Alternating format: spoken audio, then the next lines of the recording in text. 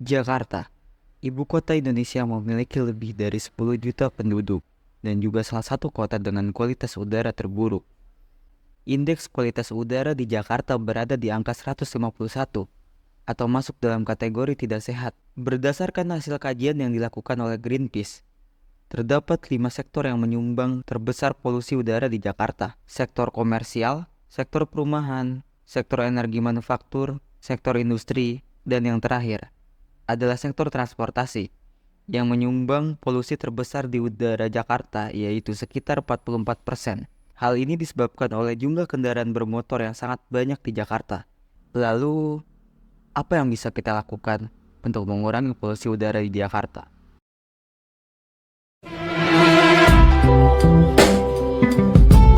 Yeah, yeah.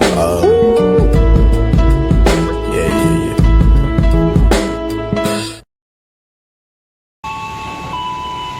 Kereta rel listrik atau yang juga dikenal sebagai komuter line adalah alternatif transportasi umum yang sangat penting di Jakarta. Dengan menggunakan KRL, kita dapat berkontribusi dalam upaya mengurangi polusi udara di kota ini. Dengan memilih untuk menggunakan KRL sebagai moda transportasi sehari-hari, kita telah berpartisipasi dalam upaya menjaga kualitas udara di Jakarta.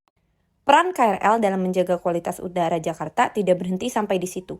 Sebagai moda transportasi massal, KRL mampu mengangkut ribuan penumpang sekaligus. Selain itu, KRL menggunakan listrik sebagai sumber energinya. Tidak ada emisi gas rumah kaca yang dihasilkan secara langsung dari operasional KRL. Lalu bagaimana tanggapan masyarakat mengenai penggunaan KRL? Efektifkah penggunaan KRL terhadap penurunan polusi udara di Jakarta? Adakah saran atau kritik kepada KRL?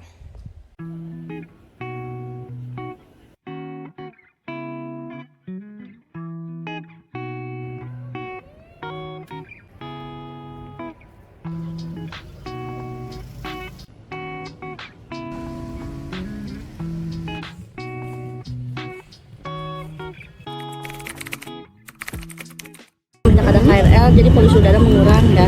Jadi banyaknya dan tadi yang pakai kendaraan umum sekarang lari ke KRL. Menurut saya sudah, karena KRL sendiri sudah memakai listrik ya. Kayaknya nggak bisa deh, karena KRL juga kan banyak polusinya. Menurut saya sih mengaruhi gitu. Ya karena kan kita tuh nggak pakai kendaraan pribadi. Lumayan nyaman sih dikarenakan kan kalau itu ada AC gitu kan. Kalau di transportasi umum seperti angkot tuh nggak ada. Kalau nyaman sih udah nyaman ya, tapi cuma seperti security-nya aja kurang. Apa jadi kalau kereta penuh itu dia tuh nggak muter atau nggak jalan kan suka banyak ada anak balita digendong. Ya kan harusnya fasilitas kereta itu udah ada ya dalam kereta itu. Tertentu sih ya, kalau di jam ramai menurut saya kurang nyaman karena kan harus berdiri ya, terus desak-desakan. Terkadang suka kurang oksigen juga. Kalau naik KRL itu nggak panas ya, terus bisa langsung tepat waktu gitu. Cepet gitu. Iya, cepet. Oke.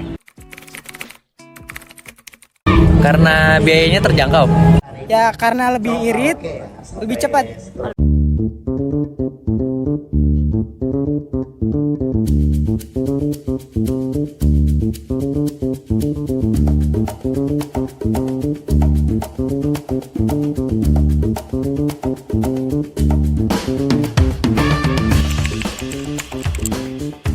Sangat mengurangi, bener Mbak. Ngurangin. Sebenarnya emang KRL itu untuk mengatasi polusi itu bagus banget karena kita bisa menggunakan moda transportasi yang sekarang udah canggih, wah, berintegritas. Ya, efektif sih. Soalnya kita kalau naik motor tuh kan asapnya tuh Mbak ya. Kalau ya kereta tuh lebih nyaman ya. Karena sekarang ke Tanah Abang harus transit ya, jadi yang tadinya nggak padat banget sekarang mungkin kalau lagi peak hour lagi padat banget. Cuman itu bisa diatasin dengan kita lebih cepat aja nyampe ke tujuan. Diterapkan lagi aja yang masalah untuk wanita sendiri. Itu kan sekarang campur lagi ya. Kalau bisa ditingkatkan lagi tentang itu aja sih. Kalau hari-hari sibuk biasanya nggak nyaman Mbak karena penuh ya. Biasa aku berangkat kan pagi tuh. Nah itu benar-benar penuh dan aku nggak dapat tempat duduk. Keretanya dibanyakin aja kali ya. Kalau nyaman sepertinya masih kurang nyaman karena terlalu padat isinya. Kalau ada saran sih kalau bisa ya jangan terlalu padat kayak ikan teri.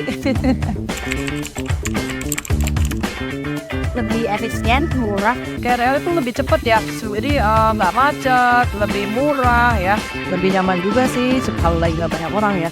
Memperlancar perjalanan, tidak macet, yang pasti lebih aman, lebih lancar, meningkat waktu, sangat meningkat waktu sih ya Mbak ya.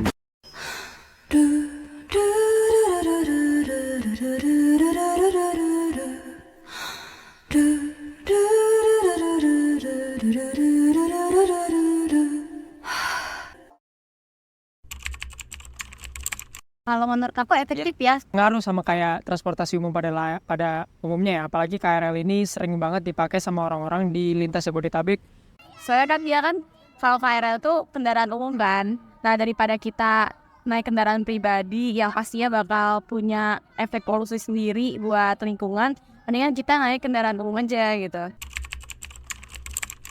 Kalau untuk KRL ya, untuk KRL sendiri itu kan kalau jam kerja gitu ya jam 6 atau jam 8 pagi itu kan macet, ramai nih KRL dan desak-desakan. Kalau saran dari aku sendiri sih untuk petugas KRL-nya itu ditempatin nih biar bisa mengatur keluar masuknya orang-orang yang turun dari KRL atau masuk dari KRL sih. Sebenarnya tingkat kenyamanannya sudah cukup, cuman mungkin armadanya perlu diperbanyak karena kalau kenyamanannya sebenarnya nggak begitu, karena kan kadang orang ada yang desek-desekan dan nggak nyaman untuk naik KRL-nya. Jadi semakin banyak armadanya, orang-orang bisa punya waktu atau tempat yang lengang untuk naik KRL gitu. Kalau yang lainnya nggak masalah sih, cuman jalur Nambo aja ditambah, terus itu mungkin di Manggarai bisa diketatin lagi.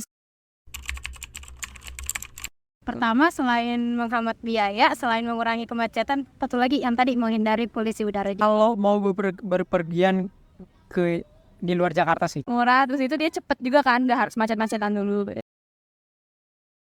Kesimpulan dari wawancara dengan 11 pengguna KRL menunjukkan bahwa 10 di antaranya sepakat akan potensi besar KRL dalam mengurangi tingkat polusi udara di Jakarta. Ini menggambarkan dukungan kuat dari pengguna terhadap peran positif KRL dalam upaya menanggulangi polusi udara di ibu kota kita. Namun, seperti yang telah kita lihat, mayoritas narasumber masih menyampaikan keluhan tentang kurangnya kenyamanan dan kondisi armada KRL. Ini adalah aspek yang tidak boleh diabaikan karena kenyamanan dan kualitas pelayanan juga memegang peran penting dalam memotivasi masyarakat untuk beralih ke transportasi publik. Oleh karena itu, sambil mengapresiasi potensi positif dari penggunaan KRL, kita juga harus bersama-sama mendorong perbaikan dalam hal kenyamanan dan kualitas layanan, baik dari pihak masyarakat maupun pemerintah untuk mencapai cita-cita Indonesia Emas di tahun 2045.